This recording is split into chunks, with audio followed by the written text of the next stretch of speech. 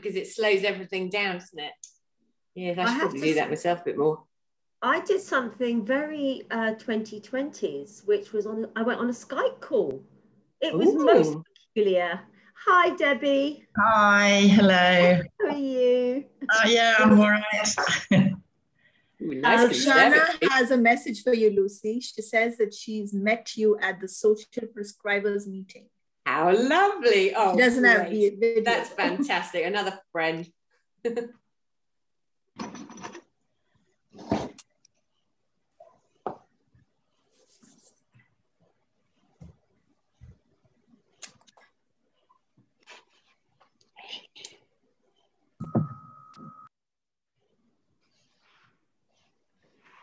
I'm going to give, it's 10:30, but I'm going to give a couple more minutes if that's all right with everybody. Oh, yes. Just so, you know, as people come in and get their coffees and... I can't say I'm always this prompt. Whatever it is we have to do. Hi, everybody. Turn our central heating on. Yes. We got Hi, Rob there. Hi. Yeah. Hi. Hi. Hello. Eng's on the beach. Very impressive. Nice one.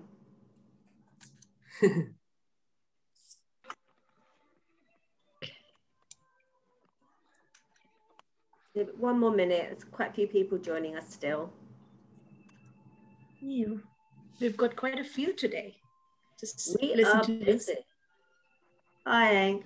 Which beach are you on? You're on mute. I want to know which beach you're on. He's not listening. Does look lovely. Seychelles. Yeah. Shame you couldn't get a decent deck chair. Fantastic. Well spotted. Okay. Got a couple more joining us. Yeah. Hello, everybody. Delighted that you can all make it on this wonderful Friday morning. I wondered, I'm going to do something a little bit different. I hope this is okay with you all. We're doing the topic today, this morning, is on mental health. And I think a really important thing for us all to do is before we actually start this meeting, it's like touch base with ourselves and our own mental health. So if we could maybe just relax a little bit and everyone close their eyes. I just want to do three breaths. So close your eyes and breathe in through your nose, deep breaths, and out through your mouth, and slightly longer breath out. 3 times.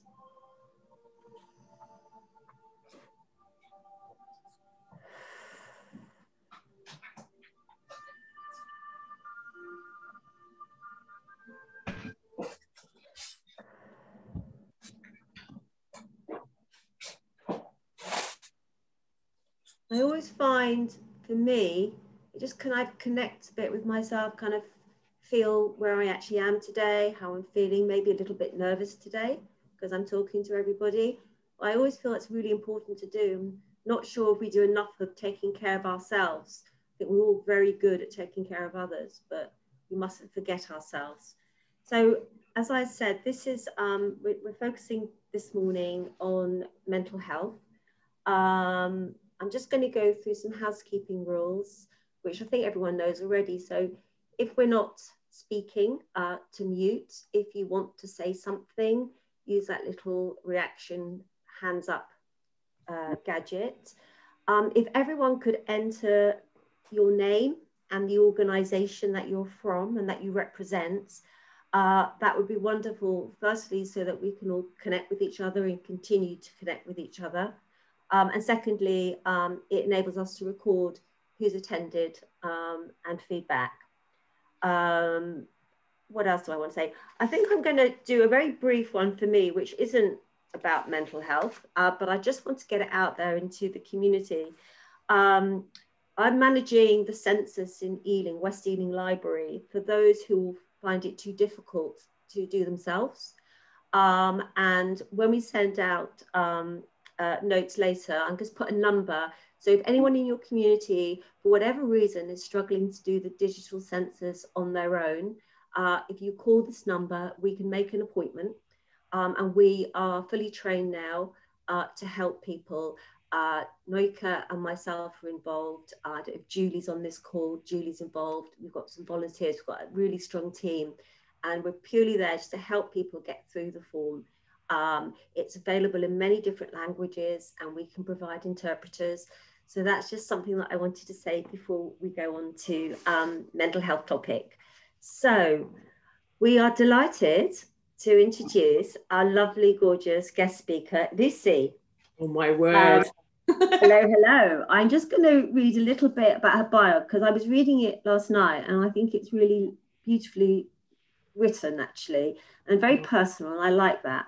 So Lucy Clark, Lucy first came to Mindfood as a participant in 2015. The Growing Wellbeing course gave her the tools, the time and space to recover from being burnt out and depression, but also it inspired her to train for a new career in social and therapeutic horticulture with Thrive and Capel Manor. Along the way, she has gained experience in training in mental health with Mind, and by supporting various Food Mind projects, including Plot to Plate, community outreach, and selling veg at Acton Market and Horsenden, is it Horsenden Hill Farm? Yeah, Horsenden Hill. Horsenden Hill Farm. Seeing how nature can make such a difference to her own mental health has been life-changing for Lucy. And I love this bit. So, favorite feel-good food for Lucy is any veg that's been grown and prepared with love. I love that. And particularly, though, homegrown sweet potatoes. I think if anyone's going to speak, we should decide what our favorite feel-good food is. At the moment, I know it's Lent, but mine's chocolate. Sorry about that. I'm going to pass you on now to Lucy. It's really a pleasure to have you here, Lucy. Oh, bless you. I hope this is going to go okay. I was just having a chat with various people as we were coming on. I'm not a natural performer, I don't think, but particularly with the techno complications. I'm just going to share the content of my presentation. I'm going to whistle through the slides pretty quickly because I kind of prefer seeing you all, and I'm hoping you'll have lots of questions at the end, so it's going to be fairly interactive, but I'll get the presentation up now. So she says, first test, here we go. It does work, remember, we've done it. Yeah, we've done it before. We can do it again. Here we go. Here we go. Welcome to Mindfood, everybody. I don't know how many of you have already heard about Mindfood and what we get up to, but if you haven't heard of us before, we're basically a tiny charity in Ealing with 2 growing sites, and we teach people techniques to improve their well-being, and we use nature and food growing as a backdrop. And so I guess the exciting thing about that is that both mental health and a love of nature has really come to the fore in the last few months, and we're feeling that we have a really relevant place in today's discussions and supporting really everybody. So I'll show you how we've been supporting everybody. Normally we would be working on our 2 sites in Ealing. So we've got one at Horsenden Hill Farm, and we've also got another one which is Perivale, and then we've also got another growing site which is allotments at Cleveley Crescent, which is just off Hanger Lane. So it doesn't sound like it's a particularly nature-based setting, but it's absolutely idyllic. And that both sites that we grow on, we've really built and developed with people who've come to our courses. So we've kind of done it ourselves. And one of the things that we love about Mindfood is that we're able to help people build social connections. So although we have courses, sort of fixed term courses, we encourage people to stay on with us and really to think of us as a sort of London family, really, because it's not everybody that has friends and family in London. It's a pretty impossible place at the best of times. It's really about showing people that they can enjoy social connections in nature, even remotely. So if I tell you about our main course, this is Growing Wellbeing, and normally we would run this at the plot, but we've translated the content of this into something that we call Mind Food at Home. So over 6 weeks, we introduce people to various self-care techniques. I don't know how many of you have heard of the 5 ways to well-being. Basically, they are pretty well known now. They are about taking notice of life in the present. They're about connecting with people and with your environment and staying social. It's about being active, so just doing a little bit more than you did the day before, that's fine. It's about keeping on learning, and also about giving. And what's great, the great thing about food growing is you naturally get all of your 5 ways to well-being by doing that, by doing gardening. So then we look at mindfulness, and mindfulness is a great thing to learn. It's been a real buzzword, I think, for people over the last few months. And where we talk about mindfulness, we talk about all the different ways it's possible to be mindful. So mindfulness as a definition, we'd say, is just being able to notice what's happening right now. And whether you choose to be mindful by doing a guided meditation, or by doing yoga, or by doing food growing, or if it's about creativity, there's so many ways to be mindful. And we encourage people to find the mindfulness that's right for them. Then we spend a little bit of time on planning well-being, which everybody likes to do. Well, I guess it sounds pretty impossible. If you could plan your well-being, you'd think you'd just get on with it. So as well as planning our well-being, we talk about all the ways that stop people planning their well-being, and all the things that get in the way of that, so that we really give people the tools to get started right away. And that's about balancing activities that are draining in your day and offsetting them with activities that are nourishing. So basically, it's the big thumbs up to self-care, really. And I offer a free nagging service to make sure people are looking after themselves. I think we were saying earlier that all of us are very good at looking after others, but are we very good at looking after ourselves? Probably pretty rubbish, I would say. And a common sort of phrase in the mental health community is that you can't pour from an empty cup. So you can be as caring as you like, but once and it's very easy to burn yourself out when you are caring for lots of people. But yes, you can't pour from an empty cup. And I guess there are lessons in, for example, if you're on a plane, they say that you have to fit your oxygen mask first. You can't look after anybody unless you're looking after yourself. So we really have to nag people on that. Then we talk about brain food and all the food that the different nutrients that your brain needs to survive and thrive. A lot of people are very surprised to learn that your brain is your biggest calorie burner. And then they also wonder why they're not skinny as a rake, because everybody that comes to us is a busy thinker and they feel that they should burn a few extra that way. But it doesn't quite work like that, unfortunately. But so we talk about things like, I guess we're not prescriptive about what people should eat, but what we like to do generally is give people the information that they can use or discard. But the most important thing is that people are informed.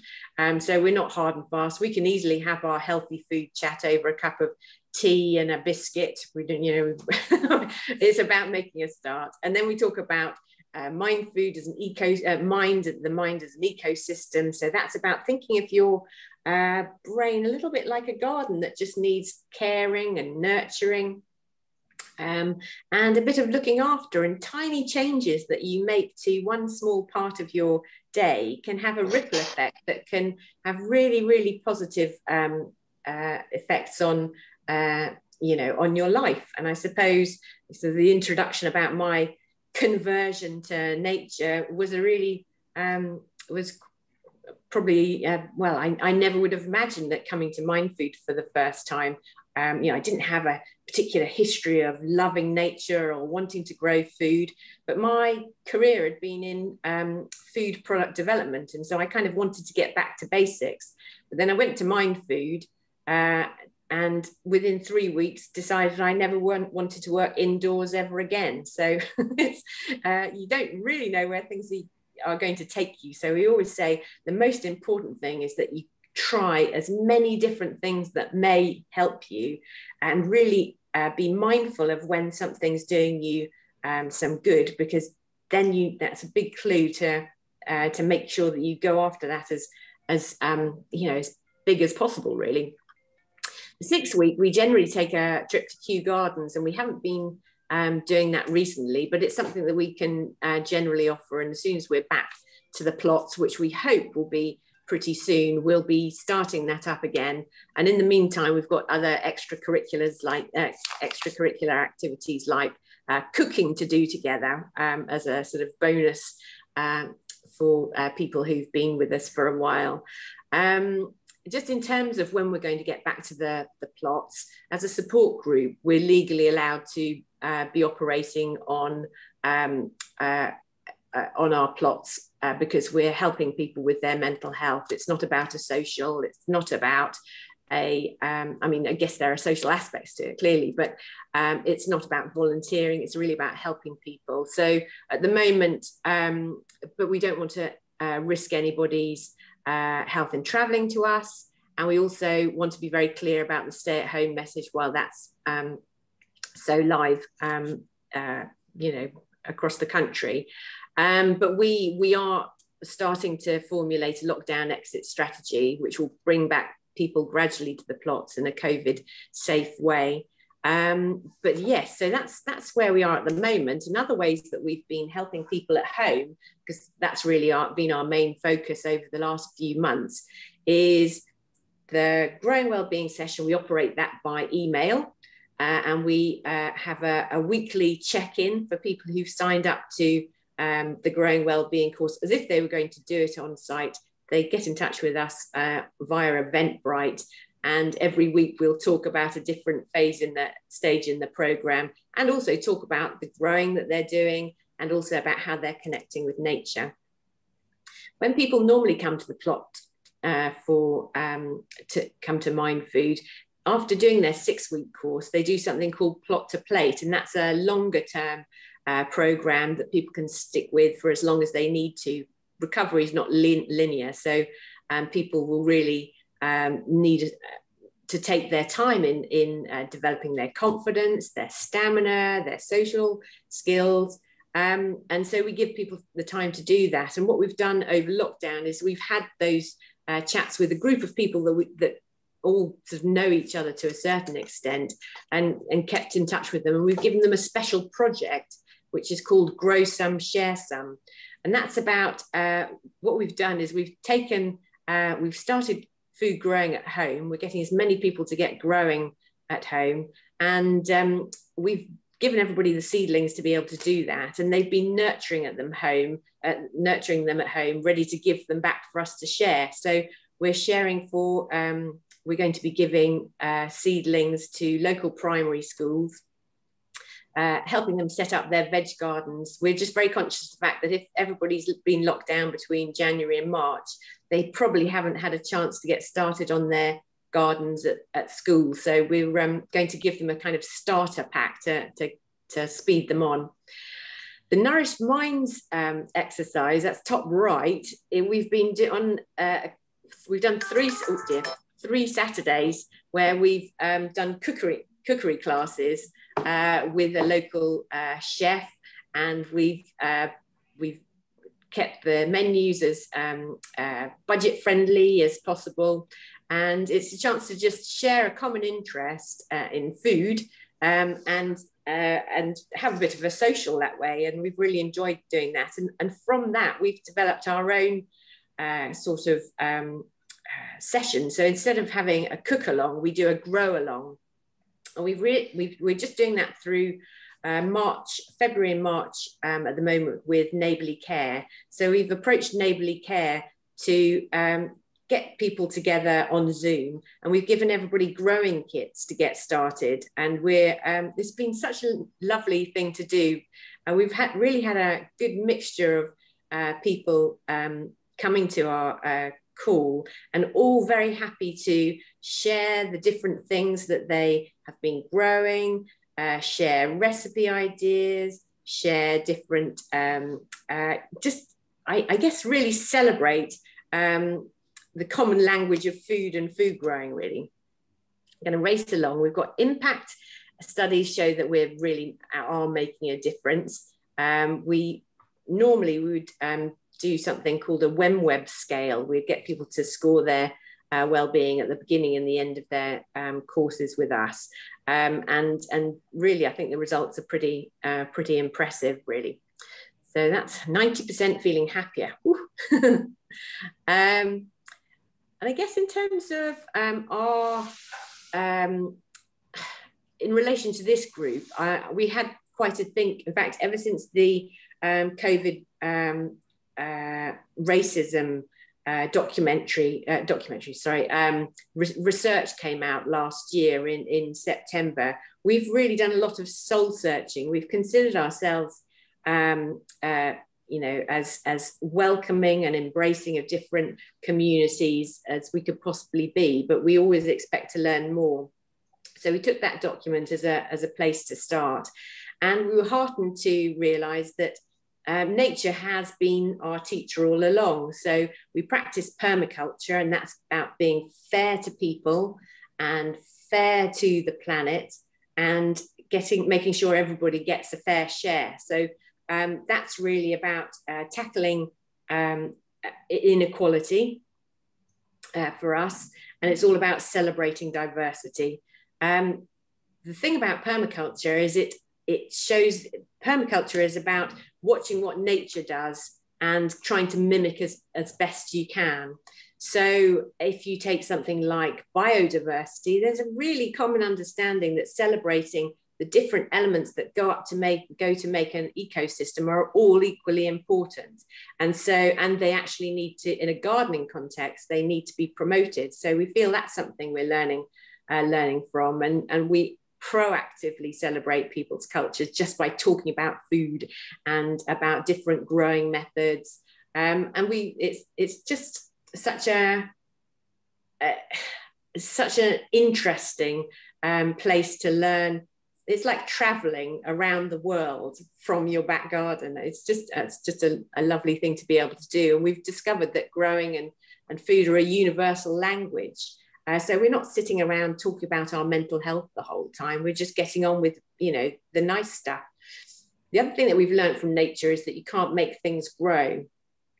And I guess that's a really important thing, because humans have an overinflated sense of importance in the world, and actually nature does an amazing job, and we can only learn from it. And the only thing that humans can do is to create an environment to help things thrive.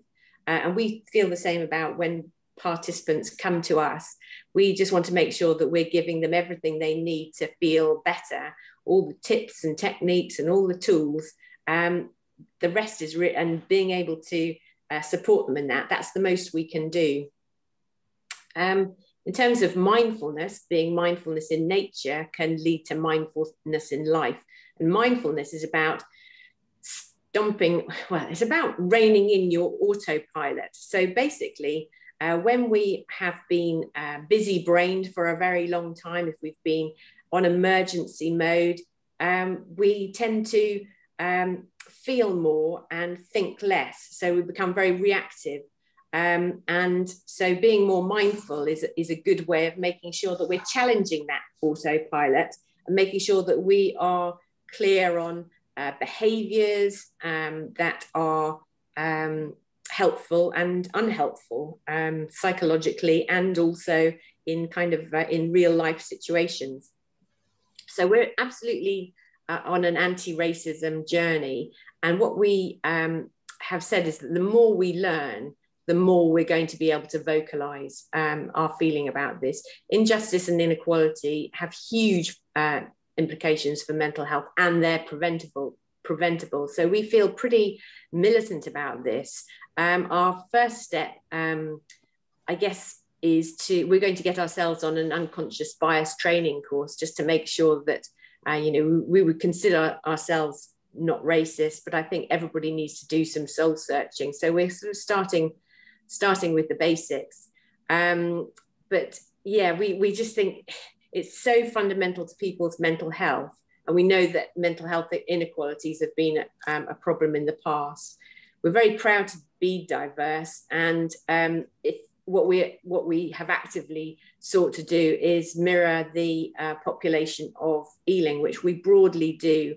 Without getting into the sort of small print, I'd just quite like to draw attention to our work with Black, British, African and Caribbean communities. 2% Black British looks like a tiny amount of people to be supporting, but actually because we declare our, we get people to self-declare in terms of their ethnicity, that figure's slightly being diluted with Caribbean and African figures, but broadly we're in line with the Ealing demographic. So, but the exciting news, which is really what I wanted to get to, sorry I've taken such a long time to get there, is that we have just received some new funding from the Lottery COVID Response Fund. And what we've said that we want to do is we want to commit to working in partnership with 3 BAME-led organisations at least.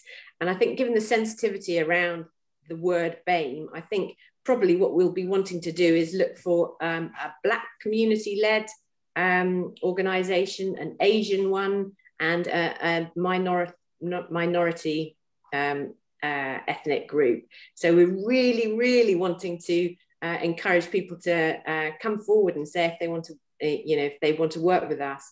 It's going to be over the next 6 months, and the sort of things that we're thinking that we'd like to do is to set up a group, a little bit like the Grow Social group, where people who already know each other through a particular support group can actually leave that behind to talk about their love of nature and gardening and to look after their mental health.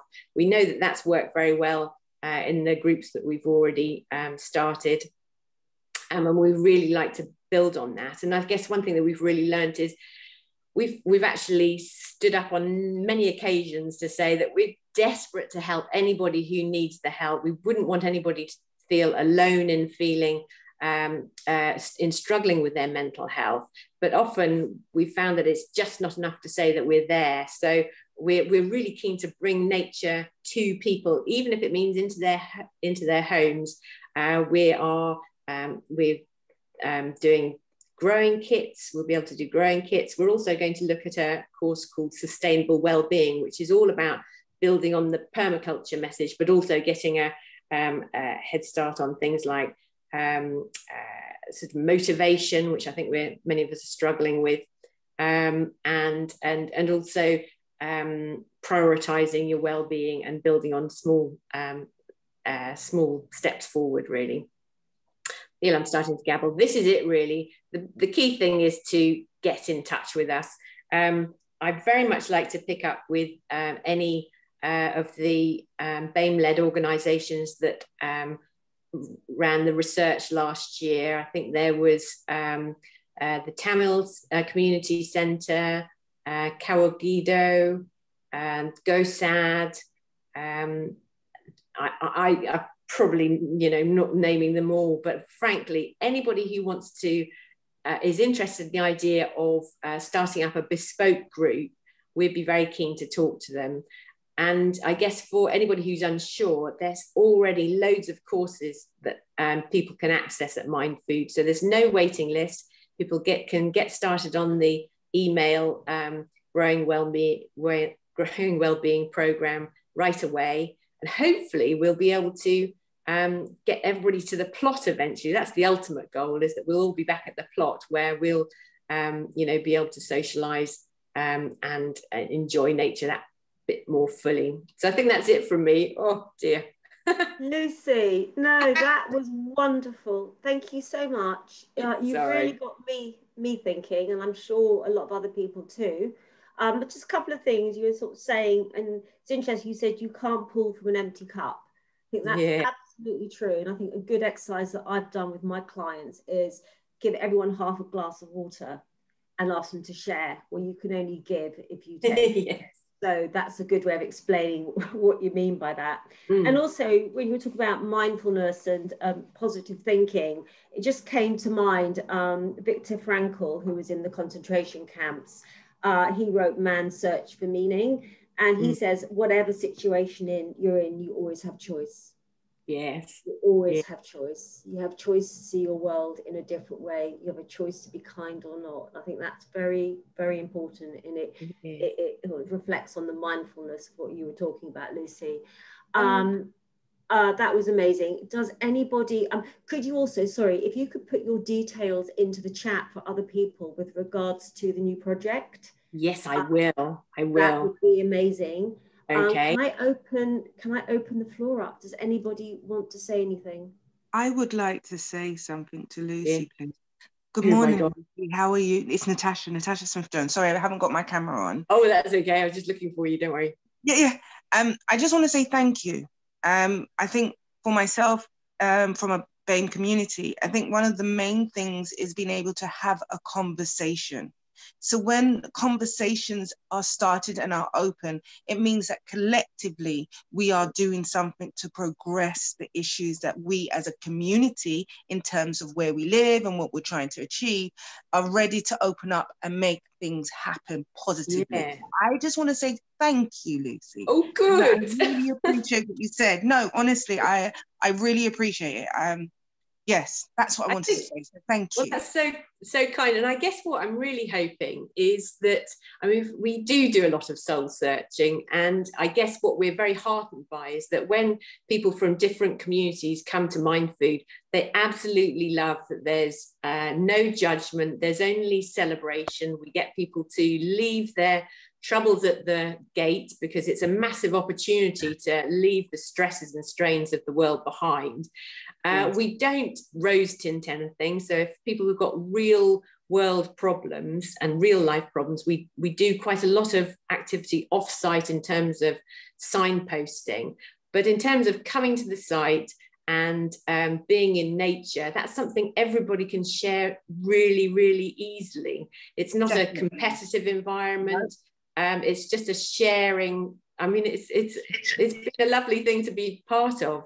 The other thing I was going to say is that for anybody who's rather, I don't know if anybody knows what it's like to have a busy brain. I think most of us probably do now because we've been bombarded with so much new information, even if we're not particularly afraid of the pandemic, just getting lots of new rules and lots of advice from, every single quarter, that can give you a busy brain. And what we say is that when you have a busy brain, or if you're a busy thinker, it's like having 10 people trying to live in a 1-bedroom flat. Even if you all get on, it's going to be a total nightmare and you won't know which way to turn. But being outside and in nature is like giving every one of your thoughts their own bedroom. And it means that you can slow down, reassess your priorities. And that means that when you're at the plot, you don't have to do anything, you don't have to solve anything, but actually lots of people come away with a greater sense of clarity. And that's really the biggest thing that we give people, I think. Thanks, Lucy. I think on that note about noise, a lot of people who have mental health issues describe it like there's a really loud restaurant all the time. So I can completely understand how being outdoors, being in a restful place is so beneficial. Yeah. And then just also following on the point that Natasha made was that and I didn't get there, but is that actually everything about what we do is about honesty and integrity, about being genuine. And if there's a problem, then it needs addressing. And I think a lot of what we've learned over the last year, it's clear there's a massive problem. There's no way, we wouldn't shirk our responsibility. So we're really up for having those conversations, really. Yeah, and each one teach one. And I think once you've got a happy environment, that's the main thing. I don't think it has any boundaries. It's just joy and happiness, and let's learn. And that's yeah, really it doesn't have to important. be any more complicated than that. Exactly. Thank you. I'm going to go to Maddie in 1 second. I'm just doing a shout out for Rob Bloom in Feltham. Do you want to have a quick word, Rob, with Lucy? Yeah, hi. I'm sorry. I've been trying ever since this thing started to try and put my details up on chat, and I've got it typed, but it's trying to go into my computer and onto Microsoft, and I haven't got it on the chat thing. I'm not sure Oh, don't how worry. you do that. The Feltham and Bloom thing, I'm really interested in what you're doing. I hadn't heard about Mind Food, but a lot of what you're doing, we are replicating in a smaller version in Feltham. Because my daughter and granddaughter were living in a high rise. Feltham's full of high rise tower blocks. And I've worked in Feltham actually. yeah. Okay. Well, the combination of lockdown and people furloughed or working from home or redundant and kids off school meant Sorry to interrupt. Margaret, could you turn your mute, or whoever's got their sound on, can you mute yourselves, because there's a bit of background noise going on. Thank you. Carry on, Rob. Sorry. Okay, sorry. So I was really worried because these people are living 5, 6, 10, 15 floors above the ground, shut in their concrete boxes and banging away against each other for months on end. So we started a thing. We asked people who had supplies of plants, people with allotments or home gardens, to donate them. And we then made them available. People come and pick them up. And we got some funding from Heathrow. And we're trying to set up a more elaborate plant giveaway scheme where people can identify the things they need and the environmental situation they're in terms of being in a flat or got a balcony or got a small garden or whatever. And then we'll try to get them the things they need. So it's very like your grow at home thing that you're doing. But we haven't got the organizational setup that you have because we're babies in this. Well, don't aim high, I would, because we're just a tiny team. So basically, all of the staff members of Mind Food, our collective time only adds up to 1.5 people a week. Yeah. But yes, we in terms of the growing kits, that's exactly what we've thought about in terms of what growing space people have. Have they just got a windowsill? Is there something like a balcony or a shared area? I think the thing about giving away plants is they're not an inherently expensive thing to share. So if something disappears, it's not really the end of the world. We've just kicked somebody out again. But also where people have got no space, but they want to enjoy the fun of growing seedlings, then they can give them back to us to grow on, or give to other growers to grow on to then share. But in terms of setting it up, we're fairly hand to mouth really on that. But it'd be good to have a separate conversation about how we do get things out to everybody. I must just show you quickly. This is my kitchen. This is I collected some plants from Heather, who's been growing with us for ages. She's been talking to her tomato plants daily for the last month, and she was ready to hand them back. So they'll be going out in kits shortly. But yeah, but it's very sort of it's pretty makeshift and make it up as you go along. But the funding for the kits, we had that, and then we've got a network of people who are ready to do deliveries in their local area. So, but I'll pick up with you after that. Afterwards, because I think it'd be good if we could. I'd love it. And the other thing I'm thinking straight away, we've got a really good active 1,000 plus membership group on Facebook, and they follow it and respond to it really well. I'd like to put your organization onto that so that those people in Feltham will actually get a handle on what you're doing. Yes, no problems at all. Brilliant. Okay, thank you so much. Thank you. I'm glad you both connected. Yes, fantastic. Maddie, over to you. Sorry for your wait. You're very patient. That's fine. It's fab just hearing you talk then, Lucy, with Rob as well. And thanks so much. Amazing work of Mind Food. It's really lovely to see your presentation, actually, because I've only sort of recently got to know of your organisation a little bit through the climate and ecological I saw you yesterday. strategy, and I saw you yesterday, yeah. And also, I'm not sure if you were involved. We did try and put a bid in for green social prescribing at the end of last year in a bit of a hurry, and I think you were linked to that. So I was really hoping to be able to work with you on that, and unfortunately we weren't successful. But I guess you should do it anyway. Yeah, please. I mean, this was part of my question. So I guess, you know, in public health, we increasingly, thankfully, thinking about models of whole systems working for health problems. Of course, we've all for a long time recognised the wider context, wider determinants of health. And my role in the public health team is to actually work in the place directorate of the council to support planning, regeneration, green spaces. So I would love to link with you. I'd really like to know, presumably you don't have any problems promoting the services to people and finding people, but social prescribing is the thing you want to get more connected with, I assume. Yeah, so we've done some work with social prescribers, and that's worked quite well, and even through lockdown that's worked quite well. I think online, I think actually we would say that we kind of struggle to get the word out, actually, because I think because I don't know whether everything we offer is completely free, and you get a trip to Kew Gardens, and you get to eat all the veg that you've helped to grow. I think people just think we're too good to be true, to be honest. We've been trying hard to get the word out, and I think in terms of some sort of, and we're funded by Ealing Council, and I think to be able to get some more, we'd happily sort of, we're talking to people whenever we can, but how to get that sort of big picture or big spotlight on us, I'm not really sure how. We're all over Facebook and Instagram, and but it still doesn't carry. I suppose what I think is, there's 350, well, basically they say in the UK, 1 in 4 people in the UK will struggle with their mental health in any given year. In London, it's thought to be 1 in 2 people are more stressed than they feel comfortable with. And those figures were pre-COVID.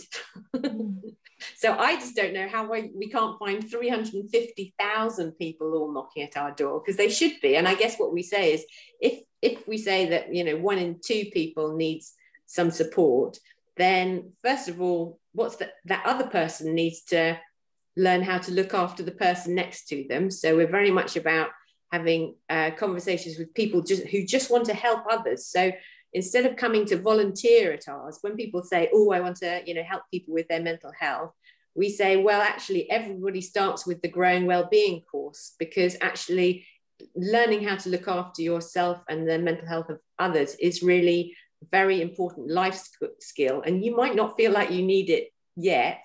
And it's not to sort of doom anybody to burn out, or, but the probability is that information will be useful at some point soon. So I don't know. I mean, I don't want to be, I would love to be mobbed, to be honest. We do get regular contact from GPs and social prescribers. In terms of the green social prescribing discussion, I felt, looking at the contributions from other groups that were wanting to get involved. I think the Ramblers are on here, and I think Let's Go Outside and Learn are on this group at the moment. What I got the sense of was that all of the actual organisations are already doing everything it needs to just run with the green social prescribing. So I don't really know why we don't just get on with it anyway.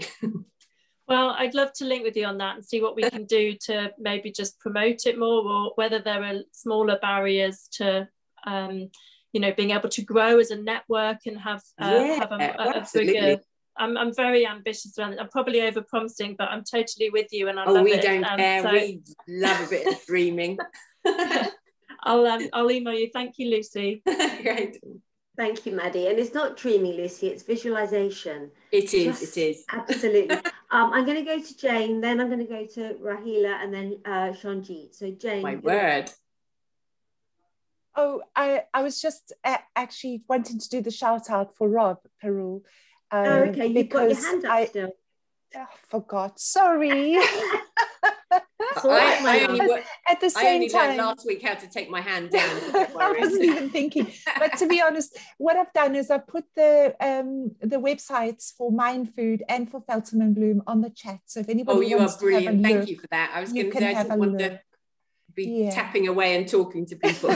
Well, then I'm glad I asked you, Jane. That's perfect. Okay. Thank you so much. All right. But although it's a Facebook page for Rob and a website for Mind Food, but you should be able to connect through both of those. Thank you. Brilliant. Thanks, Jane. Thanks, Jane. Okay.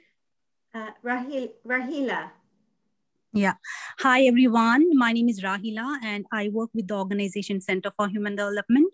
We work for social, economic, and political empowerment of BME community. And thank you so much, Lucy, sharing your work and showing it's really great, the work you are doing. And thank you, Ealing Hollow CVS, for inviting the organization. So my question, just two questions. First is that, and sorry for the background noise because my baby is with me. Okay, so how because the community which we work with, they are hard to reach communities, and it is still considered mental health as stigma. So how you engage with such communities? Number one. Number second, the communities which we work, they mostly live with extended families. So what are the tangible benefits of the well-being tools you use so that we can communicate with them in such a way? So, yeah, these are the two questions. Thank you. Brilliant. Well, first of all, I must say, I'm sure you feel the same way. Hard to reach as a statement just gets on my nerves. To say somebody's hard to reach, it actually, to me, suggests not trying hard enough. I think that's something that I've really learned over the last few weeks with, we did some work over the last year. We've said, we want to help hard to reach communities. And I think what we've discovered is it's not just enough for us to say that we're there. So we actually need to make some active steps to get the conversation going. And I think what's been really hopeful over the last few weeks is with our well, I guess we started off with our Mind Food family, and we realized the importance of getting Mind Food members together, participants together to socialize and to talk growing when they couldn't get out.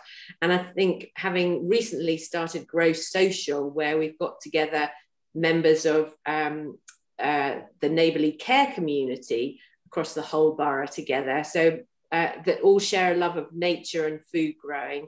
And then we just see what comes out of it. I mean, the conversation that we had with, I guess, the neighbourly care group that we had yesterday, on Wednesday, was roughly split. There was a good Afro-Caribbean contingent, and we had an amazing conversation about a herb that I'd never heard of called Big Thyme. I don't know if there's anybody here from the Grenadian community, but I'll be scratching around for cuttings, I think. And with the and then the other half were from the Indian community, and we were talking about curry leaves and about growing those. And I think where, even from things like trips to Kew, where we've seen foods from around the world, we've used that as inspiration to grow produce that we never would have dreamt of growing. So we went to Kew and we saw that they were growing sweet potatoes. And because we've got a polytunnel, we decided, anything Kew can do, then we'll have a go as well. So we've cut out all of the we've grown sweet potatoes successfully, and that has engendered conversations around climate change and about food miles, about delicious new recipes, about different root crops that people haven't tried yet. So in terms of, just coming back to your question, in terms of hard to reach, I would really like to, Rahila, if you're saying that you'd like to potentially be one of these groups that we partner up with, then I would say we should have a little chat offline. And I guess what I'd like to do is mirror what we've done with the Grow Social project, which is to get together a group of people from your support group onto a Zoom chat to talk about nature and food growing and potentially talk about food kits. And then we use growing as a vehicle to talk about mental health. And some communities still find it a very stigmatized subject. I think it's good over the last year that people have realized that everybody has mental health and everybody needs to nurture it. But that's something that people can take back to their wider communities, that, you know, everybody needs to look after a busy and frazzled brain. And I think burnout is a phrase that people know mostly from a work context, but actually I think people are understanding that any stress and trauma or any sustained state of emergency has a terrible sort of depletion. Oh my God, my God. Sorry, that's the dog's off to answer the doorbell. Can't put myself on mute. It has a very depleting effect on your mental health, and you actually stop bouncing back. And I think that's something that, you know, particularly people who have been asylum seekers or refugees, you can get to, you know,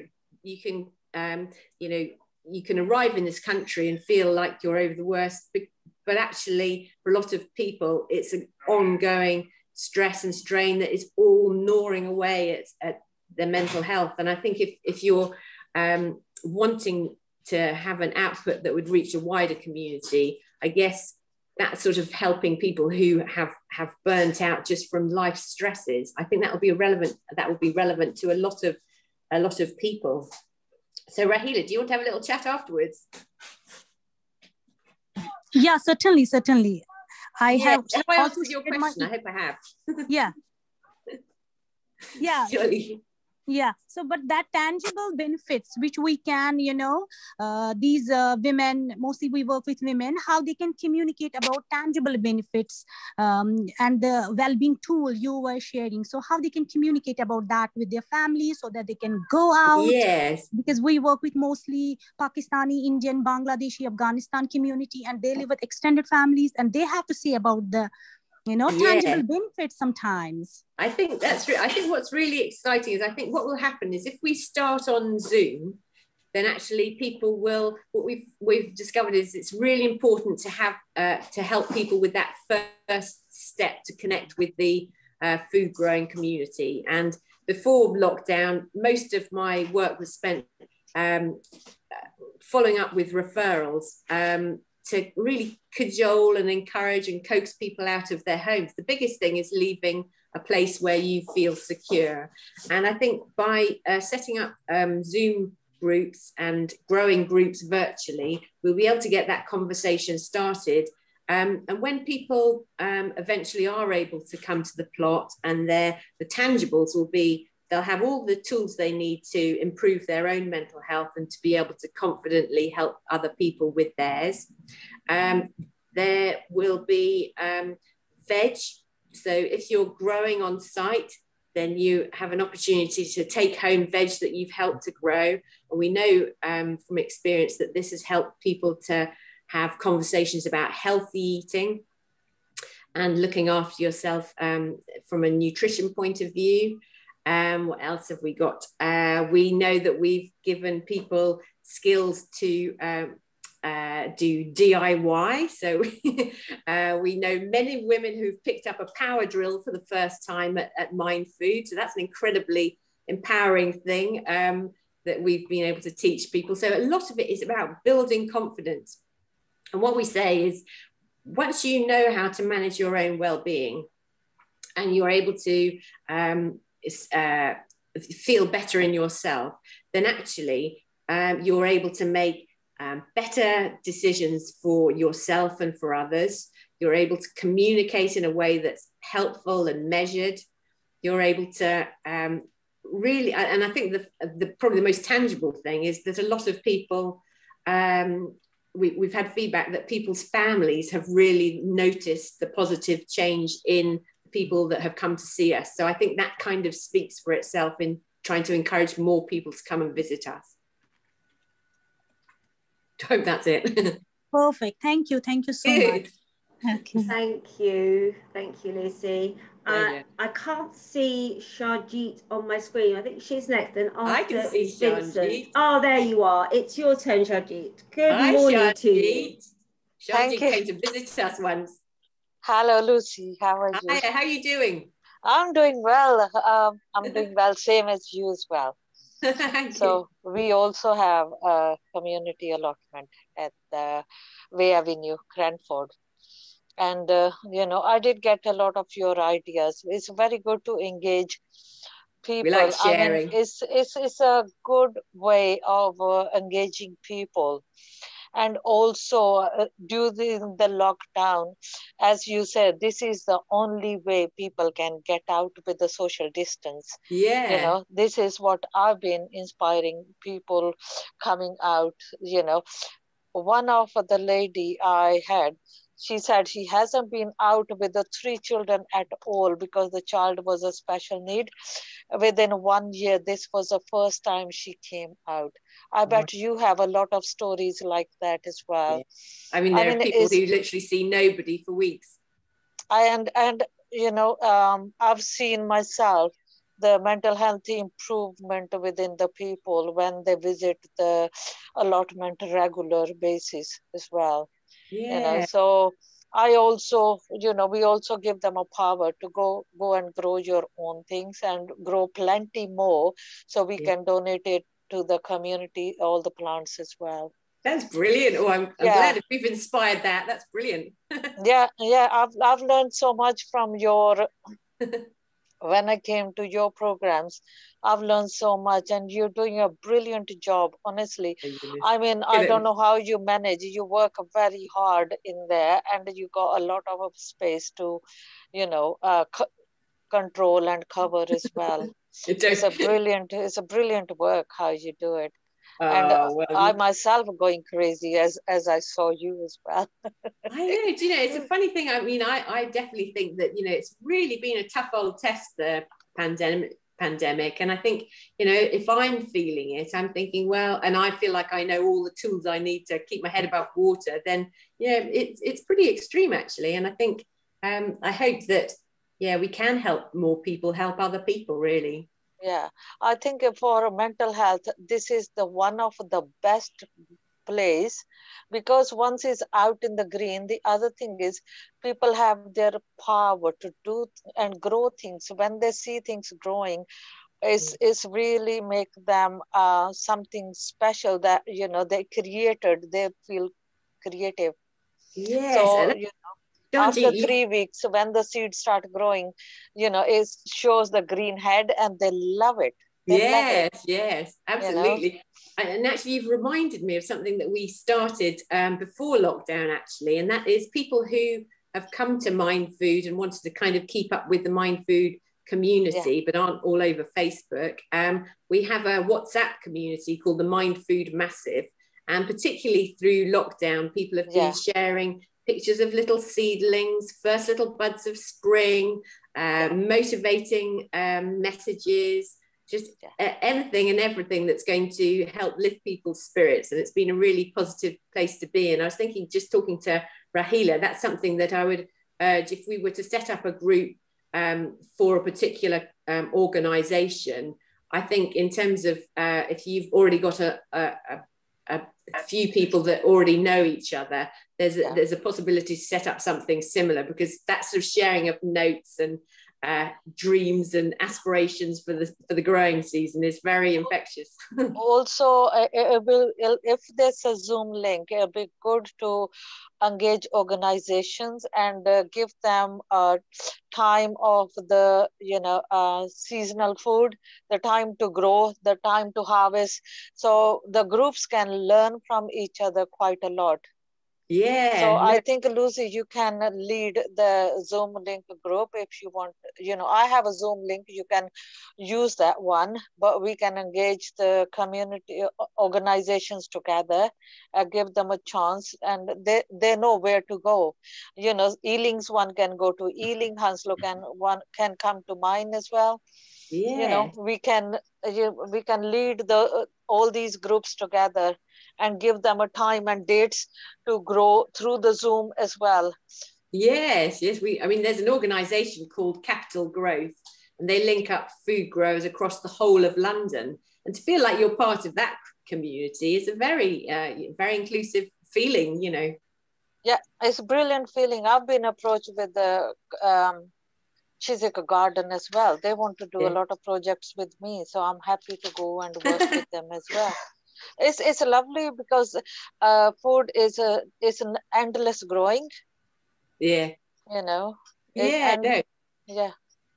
I think it's an easy topic of conversation, actually. I hope I say that, I'm just probably obsessed now. I'm probably boring everybody stupid, actually. No, it's nice because this is maybe this is the first time everybody listening to the allotment and garden product type of session, because we need some more sessions. We also need a council to come into these sessions, so give us the organizations the opportunity to grow together. Here is the land, you make it better through your funding and you use it. I mean, there should be a land for community purposes where people can grow food together. Just building on that, and also having just spoken to Maddie, that we were in a meeting yesterday that was exactly about doing that for Ealing. So it might be worth seeing if you could set up something like that for Hounslow. That's what I'm because food and food growing is seen as quite a key part of helping people understand climate change. Yeah, because a lot of people don't know when to grow what. So if we can set up a Zoom link like that, you know, it'll be a brilliant idea for people to learn within the time, so they are not too late to put their seed in. Yeah, we'll have a much more interactive website as well. So I think there's lots going on. I feel, who else have we got? People with a language barrier, not everybody's a website, you know. Yeah, oh, absolutely, yeah. Yeah, so Zoom is much easier through the WhatsApp groups. Yes, okay, brilliant. So thank you, Shanjit. I can't, again, my screen's not showing everyone. We had Vincent and then Francisco. Is Vincent still there?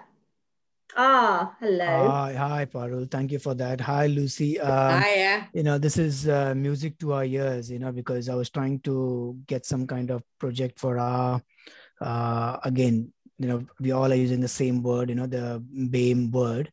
That's so within our community, mental health being a challenge, and it's a recognized fact now. We have experienced it firsthand with 5 attempted suicides, you know, towards the end of December, early week of January, first week of January. And from then we are trying to figure out some kind of mental health projects, you know, so thank you for this.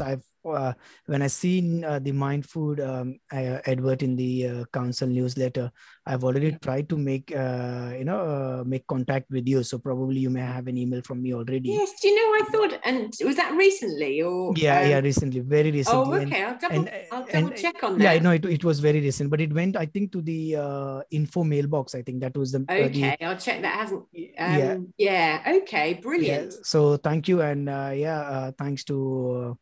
ESC West for arranging this, you know, very, very useful. So oh, that's brilliant. Yeah, we'll definitely have to have a chat, really, because I think there's loads. I think there's already so much people can be getting on with, even if we're putting together a plan to work more closely together. And I think we're very keen not to just run with what we think is going to work. So we're really keen to hear what we think is going to work for your communities, really.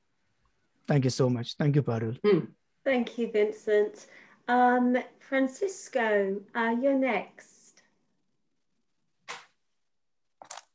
Rosita has a question as well. For some reason, I don't have the hand facility on my Zoom. So I'm sorry. If I may be, thank you. Rosita, if Francisco has gone for a coffee, maybe we don't know. He might have gone for a meditation, which would be brilliant. Very good, yeah. And then Rosita, I'll do you. Hi, Francisco. That's high.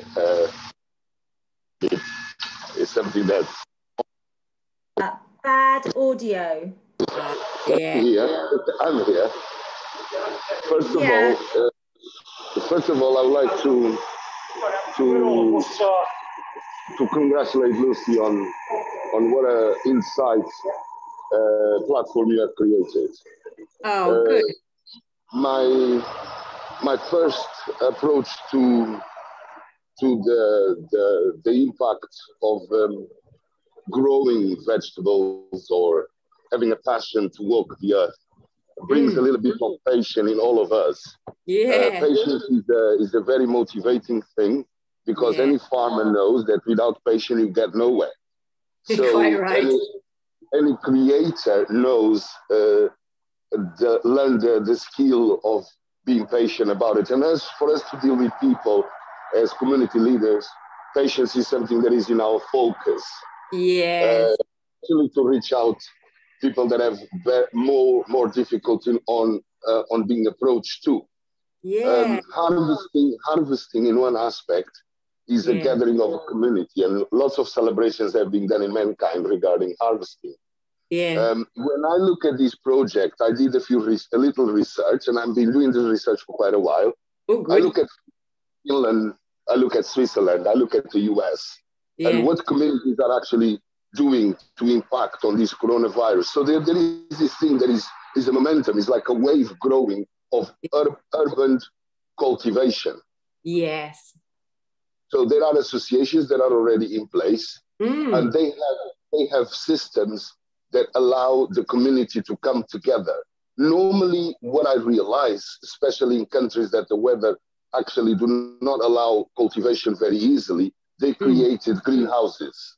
And on the greenhouses, they have plots. And we have to understand what kind of vegetables are we able to do it or not. Yeah. But your tool right here, right now, I love the fact that you say that you intend to, or your aim is to actually come alongside the groups and have an insight of how the members of the group can connect to these challenges. So for that, go ahead. Oh, I was just going to say that we're definitely wanting to really learn. I know there's a lot of talk about, the word BAME and bundling people together, and actually we're ready to get into the nitty gritty and the detail of everybody's community. This is it, because we all can cater and give tools to everyone, but if there's no one coming along actually to see or to understand the challenges that each organization is presented to, in one way we are kind of in a limbo. We're going to do it this way, we're going to apply this tool, but at the end of the day, why is the tool not working? Yes. So if you have the moment, I would love to get in touch with you, and maybe we have a chat just to see how can we actually untie these bundle of people that are so isolated. And yes, I think so. That would be brilliant. That's the only thing I wanted to say, really. That would be fantastic. Thank you, Francisco. Thank you. Now, Rosita, we'll pick up. We have Rosita, who's been not able to put her hand up. I'm so sorry. Welcome. Thank you, Peru. I'm Rosita from EACH Community Engagement Program, which focuses on COVID alone. I have two questions. Thank you, by the way, for the fantastic presentation. It's very close to my heart because I'm a kindergartner and hoping time clearing up the mess that's been created by winter and get ready for the spring. My first question is around mental health patients. Do you get any referrals from the local mental health units and the local mental health trust at all? And I have a technical question as well. Is it possible to get green fingers if you haven't got one? Very good. Well, the first thing is about referrals. So I guess the most important thing to say is that we're all about common mental health difficulties. So if anybody has, when people register with us, we ask about their support needs. And in terms of physical support needs, that's about, if somebody isn't particularly mobile, then we can make sure that they can work at a table. But if they have mental health support needs beyond something that is, something that, most people would encounter, then actually we need to make sure that they have specialist support. And that's because we recognize that we're not the experts. At the moment, we're looking at ways of enabling people who have more complex needs for example, if they've experienced psychosis. We're not quite there yet, although we have been looking at people coming with support. And I think eventually we'd want to do a bespoke group, but we're very much about common mental health. So we do get referrals from social prescribers and from GPs and from IAPT. And then also people can self-refer. So we'll always have a conversation with people before they either join us on Zoom or join us at the plot. So we in terms of getting to the nitty-gritty on a one-to-one basis, I think we really get to the nub of things really even before we've met them face to face. So that's why I think people, once they've made that initial contact, are able to get to us and feel sort of quite at home in our company. In terms of green fingers, I'm afraid I guess it's not the, I think it's the mindfulness that is the key, because I think people who have green fingers, of which I am not naturally one, and I think that's to do with having a fairly busy brain myself, but I think the people that are really good at gardening are very, very mindful, and they're very good at seeing what their plants need to thrive. So they're not like me, where I might go for I'm okay with vegetables. It's house plants. I can happily ignore a house plant until, you know, it's at death's door, and then I suddenly remember, and then I suddenly drown it. And, you know, I would say on a houseplant level, I'm really, really rubbish. I'm really, really mindful at looking after seedlings. And I think there's a certain connection that you have, which a lot of natural gardeners naturally have, where they really embrace a tiny bit of plant life, and they can see, they're mindful in noticing the how damp the soil is. Is it, you know, dry? Is it moist? Is it waterlogged? Is it, are the leaves starting to look a little bit more droopy than they were yesterday? Is it that maybe they're looking duller than they were last week? So they're very attentive to the detail of everything that they're trying to grow. And I think what I would say is I think anybody therefore has the power to be green fingered, but they just need to be able to look and take on that information. And by doing mindfulness and slowing down, generally that becomes possible. So, yes. So would you say that you're a green fingered person? I think so. In my family, I believe I am. And I have a love of trees in the street as well. So the other thing I do is during summertime, I water them. And I feel so sad when I see some of them further away from my house where I can carry the can. They die. I think there is room for a project to get volunteers to kind of water the trees in the streets. Because, for instance, last summer, it was so hot and many of them died, unfortunately. It's such a waste of money for the council, because I believe planting every one of them costs something like £400. Well, there's a really good project that you should look up, actually. It's called London National Park City, and they connect all the people that care for London's green spaces, and they are very interested. They love trees. They've they were part of developing an app called Street Tree, so you can go along with an app and you can find out exactly what the tree outside your house is. and I think they're probably building up to something along the lines of adopting a space in front of your house to look after. And they'd have lots of campaigns across the whole city, which again is a nice thing to be part of and to feel sort of more connected with the growing community. So I definitely looked them up. But it's about time we all started giving back, really, isn't it? I'll do that. I think in some countries, the trees planted opposite your house are your responsibility. So if they die, you have to pay for the cost of replanting them. Oh, so my word. I think like you know, driving fines, etc. That may be an issue. Maybe I feel too strongly about this issue, but I think it's really sad that we face this situation, because they're so beautiful and, you know, improve the quality of air in busy cities as well. So absolutely, those are really my questions and suggestions. Thank you again for your great. Lovely to speak to you, Rosita, and I'm sorry that I didn't spot you sooner. I think maybe we should all go out after this meeting, water a tree and hug it. I think that'd be amazing. Janine, sorry you've had to wait so long. Hi there, thank you. And yeah, I'd like to add my voice to everybody else's. Thank you, Lucy. It's been amazing. As well. I volunteer with the Deaf and Hard of Hearing Women's Group, so I love it that this project doesn't rely on literacy.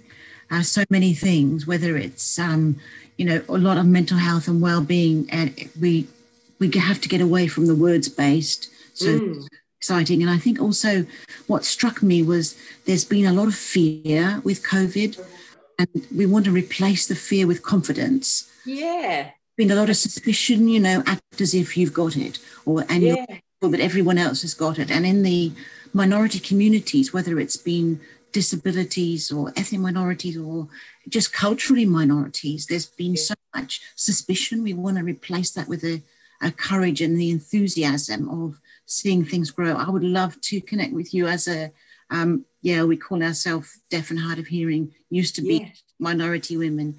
The deaf women are minorities within their community, but yes, and we've had together. We've had profoundly deaf people, you know, gardening with us. It's not something. I've started trying to learn some sign language. I'm not very good at it, but we've had conversations where we've just made exchanges over, you know, a piece of paper and a pen. But it's something that everybody can enjoy.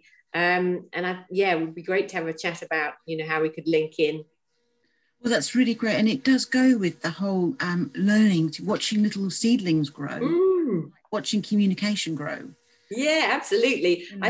I mean, that's one thing that my background, in fact, my distant degree is 30 years ago, was in languages.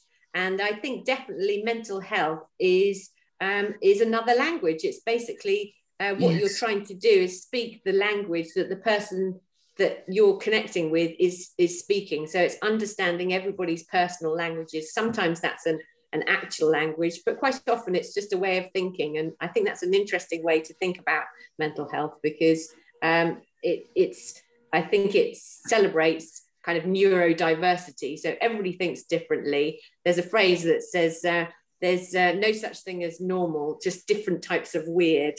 And what we love about Mind Food is everybody celebrates the fact that they're just a little bit different.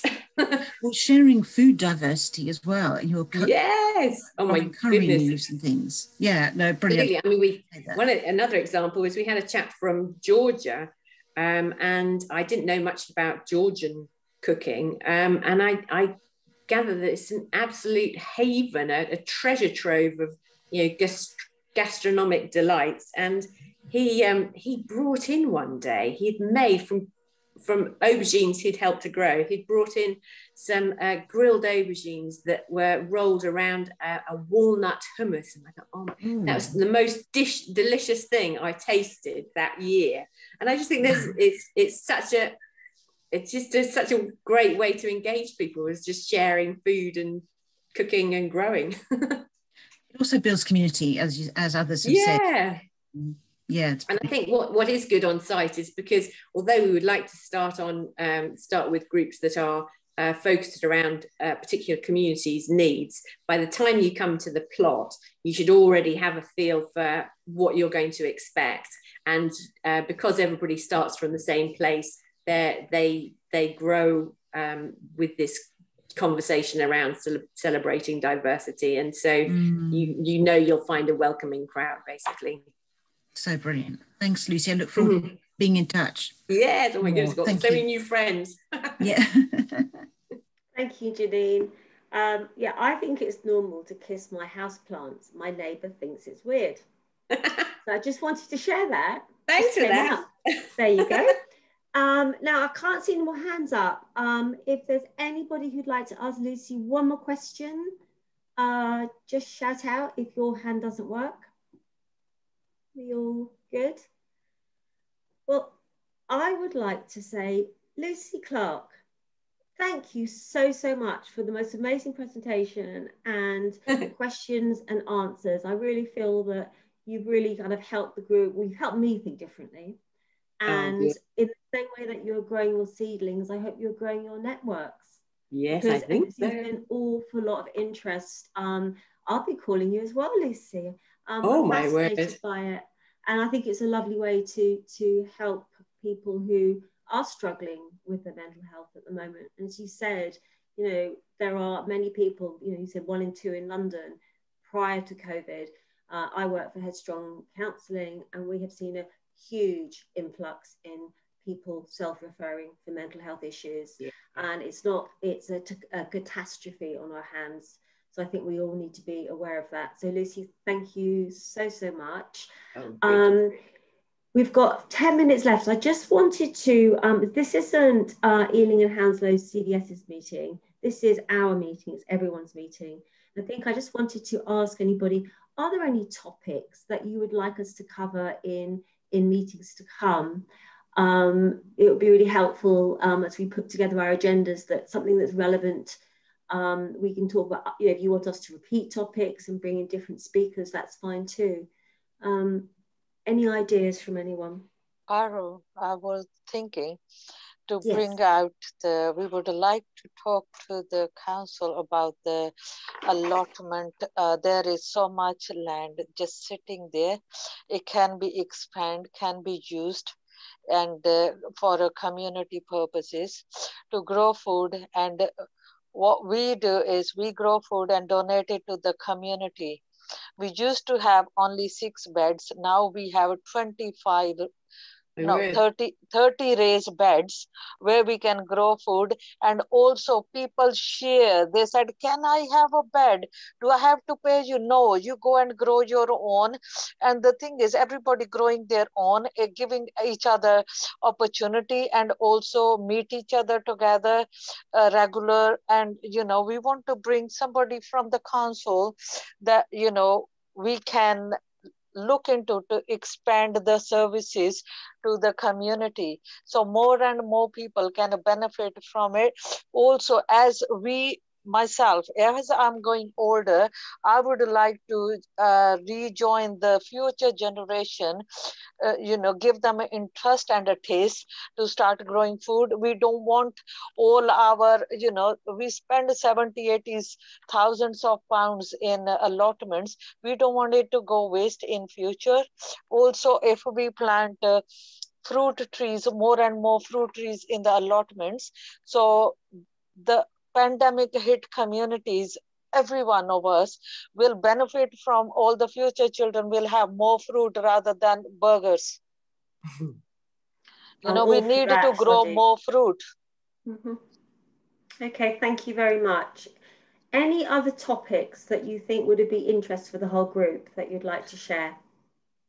Yes, Lisa. Oh, sorry, I came so late. I've just caught the That's all right, my love. On another webinar, but possibly exploring ways of how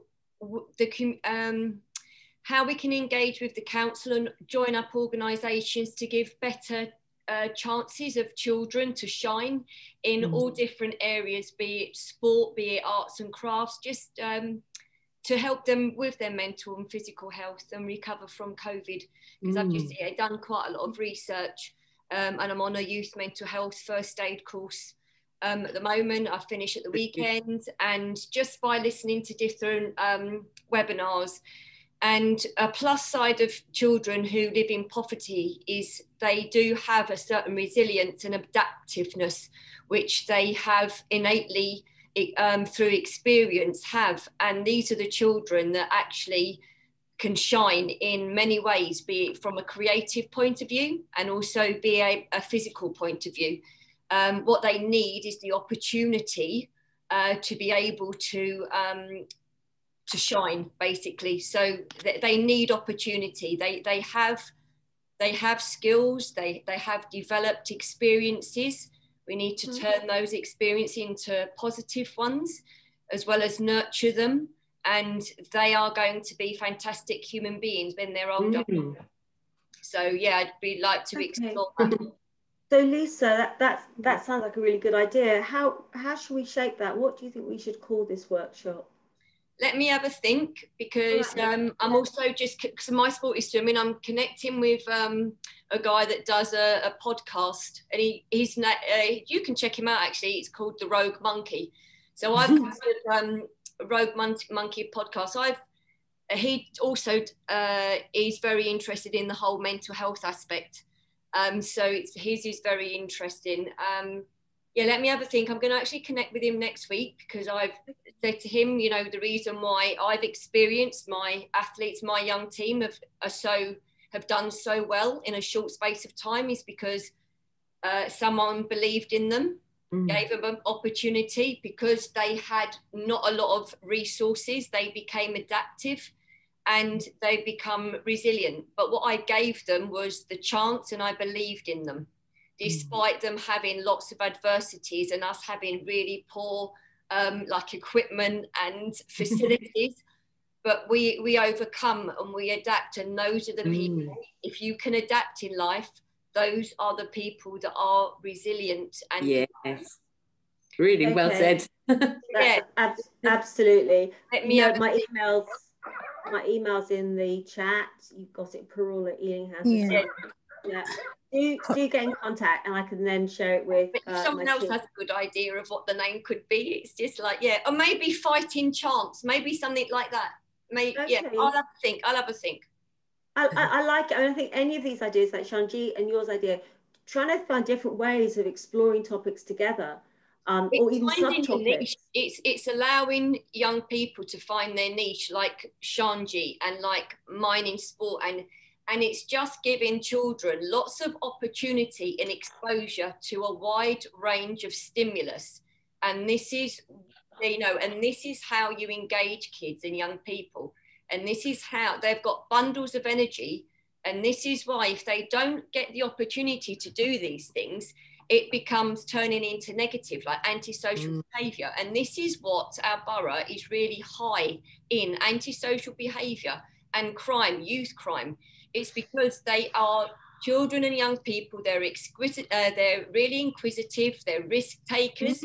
You channel that into a area where they are able to explore those things in a safer environment. That is how you empower and focus kids. Yeah. So, no, I agree. I'm going to start thinking of a name. I totally agree, Lisa. I do actually feel that mindfulness should be taught at kindergarten. That's my point of view.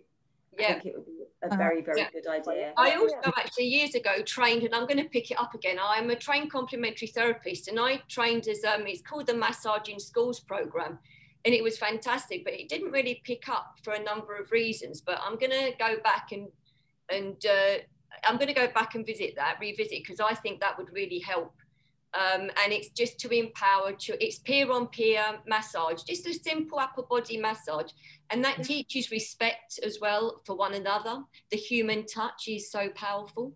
And also it's a really nice way to start their day, as well as invigorating and sort of stimulating neurological, like brain function. Also, it's a therapeutic to everybody. If you want to calm down, if you calm them down, the future generation, you need to give them something, some nourishment rather than punishment.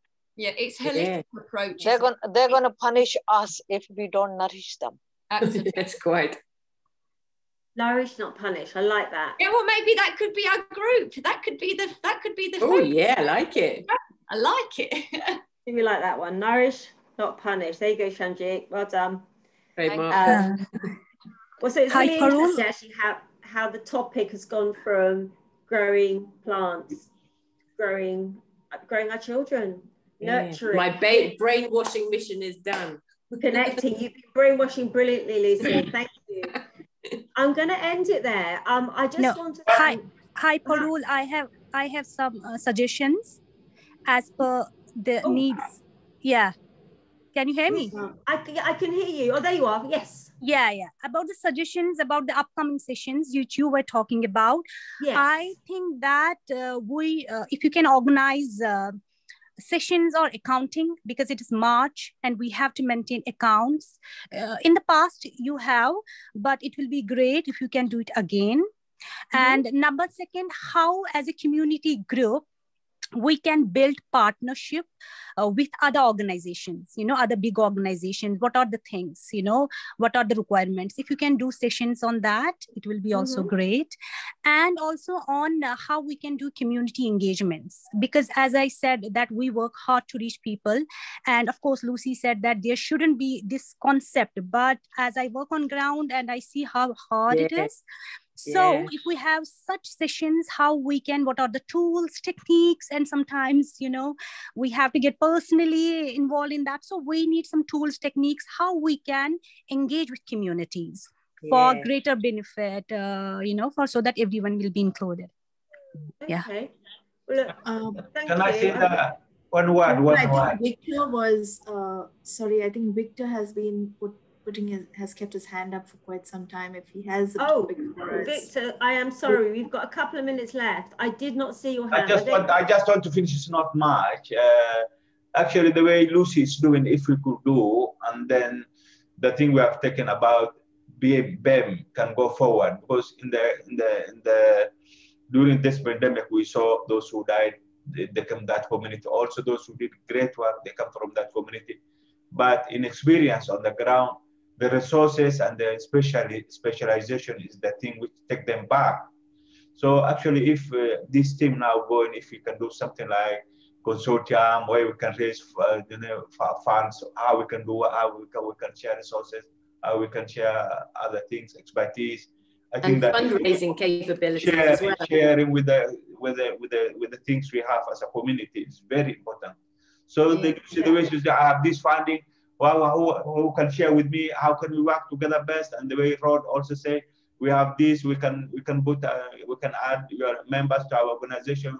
You share with us. I think that is the way forward from when we come after this lockdown. And one last thing, Ian, please, I wanted to introduce to you. I think I introduced to you before, Mr. Omar. He just established a small organization in Hanslow.